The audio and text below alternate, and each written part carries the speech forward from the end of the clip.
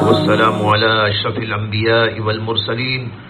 وعلى آلہ وصحبہ اجمعین، اما بعد۔ محترم حضرات، قیامت کی علامات میں سے ایک علامت حدیث نبوی میں یہ بیان کی گئی ہے کہ تا تاریخ فتنہ رونما ہوگا اور مسلمانوں کی ان سے جنگ ہوگی۔ حضرت سیدنا ابو ہریرہ رضی اللہ عنہ روایت کرتے ہیں کہ رسول اللہ صلی اللہ علیہ وسلم نے فرمایا: لا تقوم الساعة حتى تقاتل الترك صغار الأعين حمر الوجوه زلف الأنوف كأن وجوههم المجان المطرقة ولا تقوم الساعة حتى تقاتل قوما نعالهم الشعر۔ بخاری اور دیگر معتبر حدیث کی کتابوں میں یہ حدیث موجود ہے۔ اس حدیث پاک میں رسول اللہ صلی اللہ علیہ وسلم نے قیامت کی ایک علامت بتائی اور فرمایا کہ قیامت قائم نہ ہوگی یہاں تک کہ تم ترک قوم سے جنگ کرو گے، جن کی آنکھیں چھوٹی چھوٹی، چہرے سرخ اور ناک چپٹی، اور ان کے چہرے ایسے جیسے ڈھال ہو جس کو تہ بتے چمڑا چڑھا دیا گیا ہو، اور فرمایا کہ قیامت نہیں آئے گی جب تک کہ تم ایسی قوم سے جنگ نہ کرو گے جن کے جوتے بالوں کے ہوں گے۔ اس حدیث پاک میں جس ہوش ربا فتنے کی خبر دی گئی ہے، اس سے مراد علماء کے نزدیک تاتاری فتنہ ہے، جس نے عالم اسلام کو تہ و بالا کر دیا تھا اور اس کی چولیں ہلا کے رکھ دی تھی۔ پہلے آپ حدیث کے الفاظ کو سمجھ لیجئے۔ اس میں قیامت سے پہلے ہونے والے ایک بہت بڑے حادثے کی خبر ہے۔ معلوم ہوا کہ قیامت سے پہلے یہ ہونا تھا، اور دوسری بات یہ کہ اس میں صاف بتایا گیا ہے کہ وہ حادثہ ترک یعنی تاتاری قوم سے جنگ کا حادثہ ہے، اور ترک سے مراد تاتاری قوم لینے کی وجہ یہ ہے کہ حدیث پاک میں اس قوم کی جو صفات بیان کی گئی ہے وہ سب انہی پر صادق آتی ہے۔ دیکھیے، اس میں ایک بات تو یہ فرمائی کہ وہ لوگ چھوٹی چھوٹی آنکھ والے ہوں گے، دوسری بات یہ فرمائی کہ وہ لوگ سرخ چہرے والے ہوں گے، اور تیسری بات یہ فرمائی کہ ان کی ناک چھوٹی اور چپٹی ہوگی، اور ایک بات یہ فرمائی کہ گویا وہ چہروں کی گولائی اور موٹائی میں ایسے ہوں گے جیسے ڈھال کہ اس کے اوپر تہ بتے چمڑا چڑھا دیا گیا،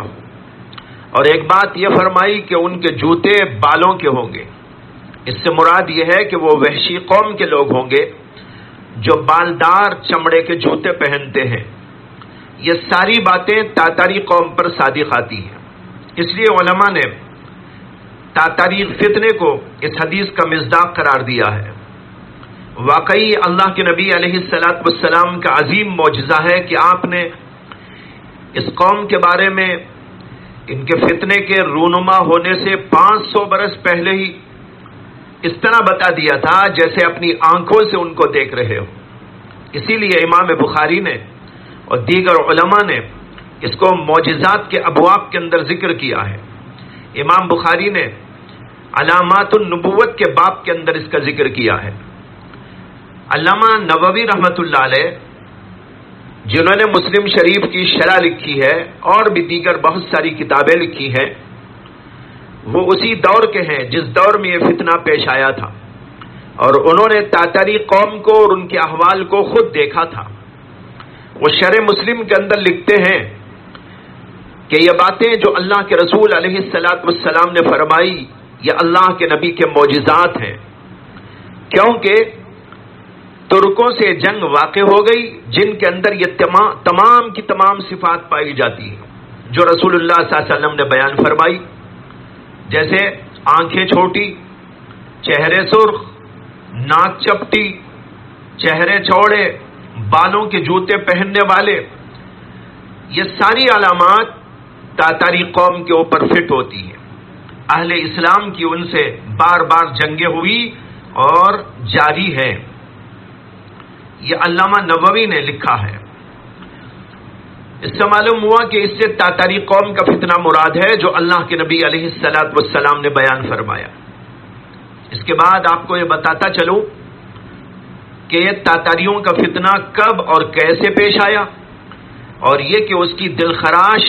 داستان کی تفصیل کیا ہے. بات یہ ہے کہ 7ویں صدی میں خوارزم شاہی حکومت عالم پر چھائی ہوئی تھی اور اپنی وسعت اور طاقت کے لحاظ سے اس دور میں ایک بہت بڑی طاقت تھی. مگر اس کے باوجود ایک جانب عالم اسلام میں خانہ جنگیوں کا غیر متناہی سلسلہ جاری تھا، تو دوسری جانب دینی و اخلاقی گراوٹ سے بھی اسلام کے لوگ دوچار تھے. اور اسی دور میں سلطان وقت علاء الدین محمد خوارزم شاہ نے تاتاریوں کے ساتھ کچھ برا سلوک کر دیا تھا. تاریخ کی کتابوں میں اس کی تفصیل لکھی ہوئی ہے. یہاں پر تفصیل میں جانے کا موقع نہیں، صرف اشاروں میں کچھ باتیں عرض کرنی. تو سلطان وقت علاء الدین محمد خوارزم شاہ نے تاتاریوں کے کچھ تاجروں کو بلا وجہ قتل کر ڈالا. اور جب تاتاریوں کے بادشاہ چنگیز خان نے اس سلسلے میں اپنی سفارت بادشاہ کے پاس بھیجی اور سفیروں کو بھیجا، تو خوارزم شاہ نے سفیروں کے سردار کو بھی قتل کر ڈالا اور اس کے ساتھیوں کی داڑیاں منڈوا دی، بلکہ جلا دی، جس کی وجہ سے چنگیز خان نے غضبناک ہو کر اسلامی حکومت کے خلاف جنگ شروع کر دی اور ساری تاتاری قوم اس کے ساتھ عالم اسلام پر چھاتی چلی گئی. اور اس ارادے سے وہ ملک در ملک بڑھتی چلی گئی کہ مسلمانوں کو کرۂ ارضی سے نابود کر دیا جائے اور ان کی سیاسی اور عسکری طاقت اور قوت کو پاش پاش کر دیا جائے. ان کا یہ حملہ اس قدر شدید تھا اور طویل بھی تھا،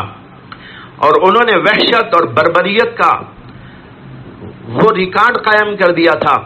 کہ اس کو پیش کرتے ہوئے کلیجہ منہ کو آتا ہے. حتیٰ کہ علامہ ابن الاسیر جو خود اس حادثے کے وقت موجود تھے اور انہوں نے الکامل کے نام سے تاریخ کی ایک عظیم کتاب بھی لکھی ہے، انہوں نے اپنی اس کتاب کے اندر اس واقعے کی تمہید کے اندر لکھا ہے کہ میں کئی سالوں تک اس حادثے کو لکھنے سے اعراض کرتا رہا اور اس کے ذکر کو برا خیال کرتا رہا. کبھی تو اس کی جانب قدم بڑھاتا اور کبھی پیچھے ہٹا لیتا، اور کہتے ہیں کہ کس کے لیے آسان ہے کہ وہ اسلام اور مسلمانوں کی مصیبت کا ذکر کرے. پھر کہتے ہیں اے کاش کہ میری ماں مجھے نہ جانتی، اور اے کاش کہ میں اس حادثے سے پہلے ہی مر جاتا اور نسیہ منسیہ ہو جاتا. کہتے ہیں کہ اگر کوئی کہنے والا یہ کہہ دے کہ جب سے اللہ تعالیٰ نے عالم میں سیدنا آدم کو پیدا کیا اس وقت سے آج تک کبھی لوگ اس قسم کے حادثے میں مبتلا نہیں ہوئے، تو وہ اس بات میں سچا ہوگا، کیونکہ تاریخوں نے ایسا کوئی واقعہ ذکر نہیں کیا جو اس کے برابر کا ہو یا اس کے قریب قریب کا ہو. حضرات، تاریخ بتاتی ہے کہ تاتاریوں نے پہلے بخارا کا رخ کیا اور اس کی اینٹ سے اینٹ بجا دی اور اس کو خاک کا ڈھیر بنا دیا اور وہاں کسی انسان کو زندہ نہ چھوڑا. پھر سمرقند کا رخ کیا اور اس کو بھی خاک کا ڈھیر بنا دیا، اور اس کے بعد دیگر بڑے بڑے شہروں جیسے رے، قزوین، ہمدان، زنجان، نیشاپور، ان سب کا رخ کیا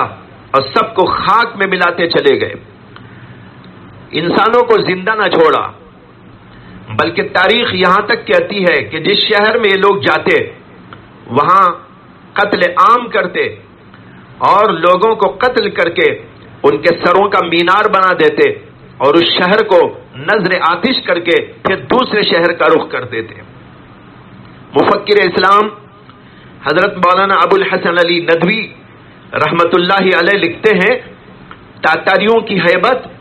اور مسلمانوں کی وحشت کا یہ عالم تھا کہ بعض اوقات ایک تاتاری ایک گلی میں گھسا ہے جہاں 100 مسلمان تھے، کسی کو ہمت نہ ہوئی کہ اس کا مقابلہ کرتا، اور وہ ایک ایک کر کے سب کو قتل کر کے چلا گیا اور کسی نے ہاتھ تک نہ اٹھایا۔ ایک عورت مرد کے بھیس میں گھر میں گھس گئی اور تنہا سارے گھر والوں کو قتل کر ڈالا۔ بعض اوقات تاتاری نے کسی مسلمان کو گرفتار کیا اور اس سے کہا کہ اس پتھر پر سر رکھ دے،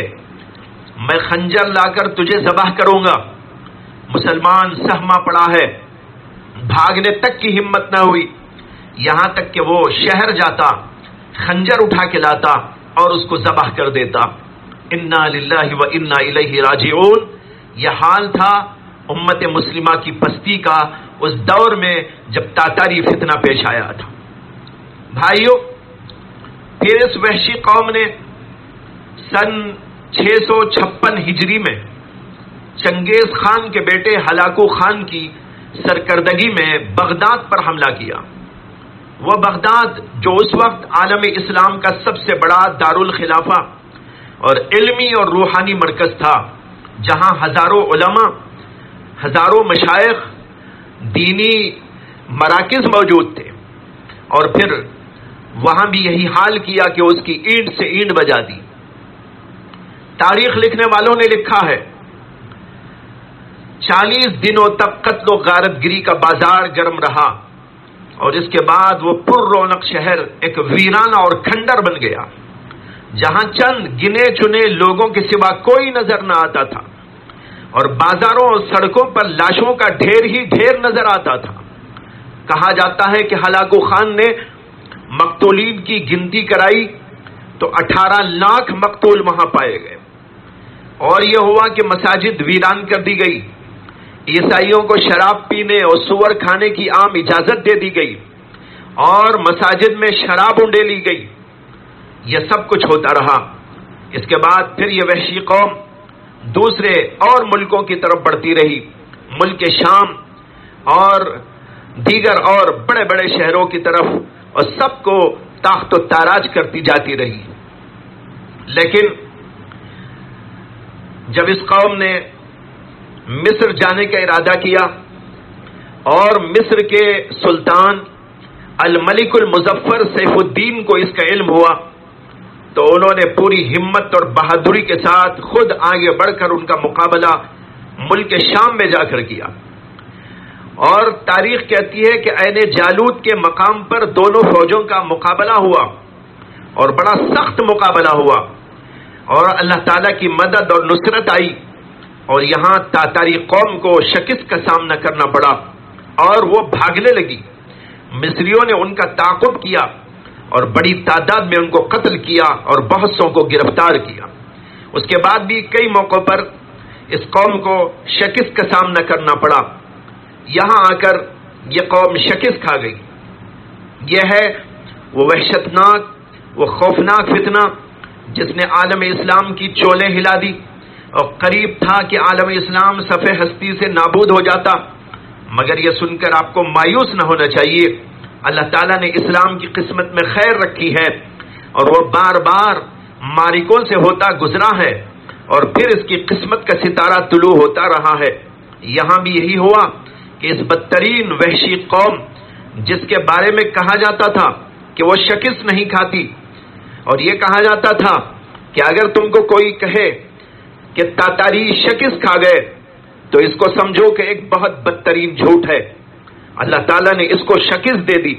اور پھر اسی کے اندر ایسے لوگ پیدا ہوئے جنہوں نے اسلام کو قبول کیا، اور پھر اسی قوم سے اللہ تعالیٰ نے عالم اسلام کو عروج تک پہنچایا۔ علامہ اقبال نے اسی واقعے کی جانب اپنے اس شعر کے اندر اشارہ کیا تھا، ہے عیاں فتنہ تاتار کے افسانے سے، پاسباں مل گئے کعبے کو صنم خانے سے۔ حضرات، یہ ایک پیشگوئی تھی جو اس واقعے سے 500 برس پہلے اللہ کے نبی علیہ السلام نے ارشاد فرمائی تھی، اور وہ پوری ہو چکی، اور آپ کا معجزہ ظاہر ہوا۔ اللہ تبارک و تعالی ہم سب کو سمجھنے کی اور اپنے ایمانوں کو تر و تازہ رکھنے کی توفیق عطا فرمائے۔ وآخر